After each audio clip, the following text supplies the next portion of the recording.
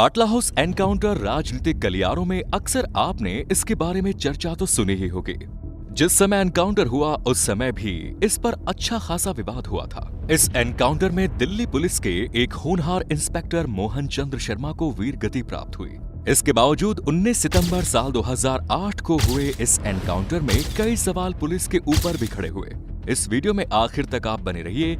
आज हम इस एनकाउंटर की हर एक इंपॉर्टेंट इंफॉर्मेशन आपसे शेयर करने जा रहे हैं। बाटला हाउस एनकाउंटर से कुछ समय पहले 13 सितंबर को दिल्ली में 5 जगहों पर ब्लास्ट हुए।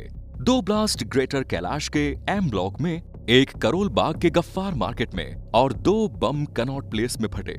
इन 5 धमाकों में 30 लोगों को अपनी जान से हाथ धोना पड़ा। इसके अलावा 3 ऐसे बम मिले जो फट नहीं पाए। इसके पहले इसी साल अहमदाबाद, सूरत, बेंगलुरु जैसे शहरों में सीरियल बम ब्लास्ट भी हुए। इन सभी ब्लास्ट के सिलसिले में अलग अलग स्टेट में जांच चल रही थी। इनमें से कुछ ब्लास्ट की जिम्मेदारी उस वक्त के सक्रिय आतंकवादी ग्रुप इंडियन मुजाहिदीन ने ली।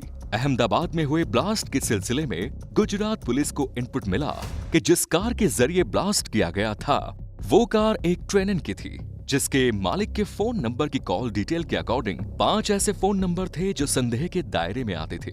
इन सभी की कॉल डिटेल निकलवाने के बाद 5 फोन कॉल पर पुलिस को शक हुआ। उनमें से 3 कॉल यूपी के थे और एक दिल्ली के जामिया इलाके का। इसी जामिया इलाके में बाटला हाउस भी आता है। इस मामले में पूछताछ करने पर पता चला अहमदाबाद ब्लास्ट के सिलसिले में पुलिस को जो हुलिया पता चला उसके रिकॉर्डिंग उस शख्स के आगे के दौरान गायब थे। लेकिन पुलिस जामिया नगर के इस कॉल को इग्नोर कर देती है और उसकी इन्वेस्टिगेशन का फोकस यूपी की तरफ शिफ्ट हो जाता है। इसके बाद 13 सितंबर को दिल्ली में सीरियल ब्लास्ट होते हैं, जिससे दिल्ली पुलिस के साथ साथ स्पेशली टेररिस्ट एक्टिविटीज को इन्वेस्टिगेट करने वाली दिल्ली पुलिस की स्पेशल ब्रांच भी एक्टिव हो जाती है। दिल्ली ब्लास्ट के इन्वेस्टिगेशन का प्रेशर पुलिस पर रहता है और इस दौरान वो जामिया नगर के उस नंबर पर फोकस करते हैं जहां पहले सस्पेक्टेड कॉल हुई थी। तो पुलिस को ये इनपुट मिलता है कि जामिया नगर के बाटला हाउस की 4थी मंजिल पर L18 में कुछ लड़के रहते हैं। बाटला हाउस के उस बिल्डिंग में ज्यादातर फैमिलीज रहती थी, लेकिन इन 2 कमरों में कुल 6 लड़के रहते थे। ये सभी लड़के उत्तर प्रदेश के आजमगढ़ से थे। कोई यहाँ कंप्यूटर की पढ़ाई करने आया था, तो कोई जामिया यूनिवर्सिटी में पढ़ाई कर रहा था, तो कोई इंग्लिश स्पीकिंग कोर्स करता था। दोस्तों, वीडियो में आगे बढ़ें उससे पहले चैनल पर आए नए साथियों से हम कहना चाहते हैं कि तो जल्दी से चैनल को सब्सक्राइब कीजिए। पुलिस अपने सोर्स के जरिए जो इन्फॉर्मेशन निकाल सकती थी वो निकाल चुकी थी। अब मौका था बाकायदा इस फ्लाइट के अंदर जाकर सर्च करने का। इंस्पेक्टर मोहन चंद्र शर्मा की अगुवाई में दिल्ली पुलिस के स्पेशल सेल के 7 पुलिस वाले सुबह सुबह जामिया नगर स्थित बाटला हाउस पहुंच जाते हैं। जामिया नगर का ये इलाका काफी कंजेस्टेड था। लोगों के घरों की छतें एक दूसरे से इस कदर जुड़ी हुई थी कि अगर कोई इंसान चाहे तो कई किलोमीटर तक केवल छत के सहारे जा सकता था। बाटला हाउस के चारों तरफ भी छत जुड़ी हुई थी, लेकिन इस बिल्डिंग के अंदर एग्जिट और एंट्री का केवल एक ही रास्ता था और वो था सीढ़ियों के जरिए। पुलिस टीम का एक सब इंस्पेक्टर धर्मेंद्र कुमार एक सेल्स एग्जीक्यूटिव के रोल में था। वो वोडाफोन का सेल्समैन बनकर बाकायदा कोट टाई पहनकर आया। प्लान के मुताबिक धर्मेंद्र कुमार बाकायदा इस फ्लैट में जाता है।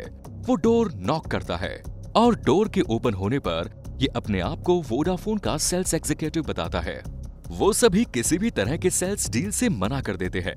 इस बीच धर्मेंद्र कुमार कमरे में मौजूद 4 लोगों को देख पाते हैं। दरवाजा बंद हो जाता है। धर्मेंद्र बिल्डिंग के नीचे अपनी टीम के साथ मौजूद एसआई मोहन चंद्र शर्मा आगे की कार्रवाई का इशारा कर देते हैं। सितंबर के महीने में दिल्ली में अच्छी खासी गर्मी होती है। दिल्ली पुलिस के स्पेशल सेल के इन पुलिस कर्मियों को बाकायदा बुलेट प्रूफ जैकेट दी जाती है, लेकिन इस दिन ऑपरेशन में कोई भी पुलिस वाला बुलेट प्रूफ जैकेट नहीं पहनता। यहाँ तक कि सब इंस्पेक्टर मोहन चंद्र शर्मा ने भी बुलेट प्रूफ जैकेट नहीं पहनी। इसके 2 कारण थे। पहला तो गर्मी और दूसरा ये कि पुलिस को अंदर के खतरे का अंदाजा नहीं था। पुलिस टीम तो केवल सामने के 2 दांत टूटे वाले इंसान की तलाश कर रही थी। अगर वो उस फ्लैट में मिलता तो उसे उठा कर ले आती। यहाँ गौर करने वाली बात ये भी है कि स्पेशल सेल के पुलिस कर्मियों ने जामिया नगर थाने के लोकल पुलिस वालों को भी इन्फॉर्म नहीं किया। कुल मिलाकर पुलिस की टीम को खतरे का अंदाजा नहीं था। सब इंस्पेक्टर धर्मेंद्र कुमार का इशारा मिलते ही इंस्पेक्टर मोहन चंद्र शर्मा, उनके पीछे कांस्टेबल बलविंदर और पूरी टीम फ्लैट पर दोबारा पहुंचती है। अपनी अपनी पोजीशन लेकर जैसे दरवाजे को नॉक किया जाता है तो अब की बार दरवाजा खुलने की बजाय भीतर से गोलियां चलती है और क्रॉस फायर शुरू हो जाता है। इंस्पेक्टर मोहन चंद्र शर्मा सबसे आगे हैं। उन्हें सबसे पहले 2 गोलियां लगती हैं और वो जमीन पर गिर जाते हैं। एक गोली उनके बाएं कंधे पर लगती है और दूसरी उनके पेट के दाहिनी तरफ। दूसरी वाली गोली उनके पेट से होकर हिप को चीरती हुई बाहर निकल जाती है। एसआई धर्मेंद्र कुमार के साथ एक और पुलिस वाला इंस्पेक्टर मोहन चंद्र शर्मा को जामिया नगर की गलियों से होते हुए मेन रोड तक ले जाते हैं। फिर वहां से उन्हें नजदीक के होली फैमिली हॉस्पिटल ले जाया जाता है ताकि उनकी जान बचाई जा सके। और इधर दोनों तरफ से क्रॉस फायर होने लगती है।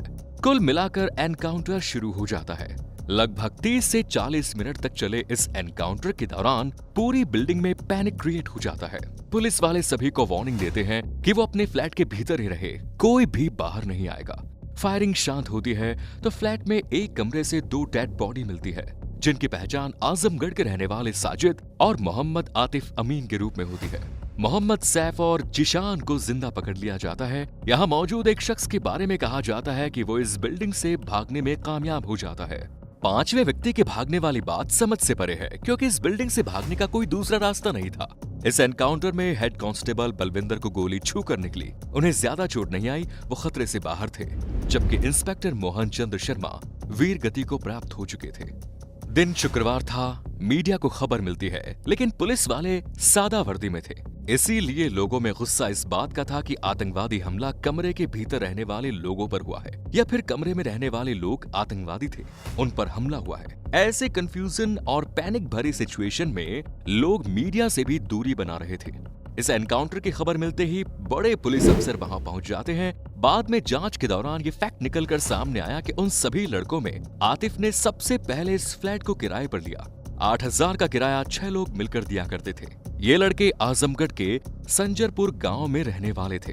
आतिफ पढ़ने लिखने में काफी अच्छा और गंभीर किस्म का लड़का था। इसी दौरान इसी फ्लैट में रहने वाले एक व्यक्ति ने मीडिया की मौजूदगी में पुलिस के सामने सरेंडर किया। उसने बताया कि जिस समय एनकाउंटर चल रहा था उस समय वो परीक्षा दे रहा था, मौके पर मौजूद नहीं था। आगे चलकर वो इस मामले में अदालत से छूट गया। हमले में मारा गया मोहम्मद आतिफ इंडियन मुजाहिदीन का बम एक्सपर्ट था।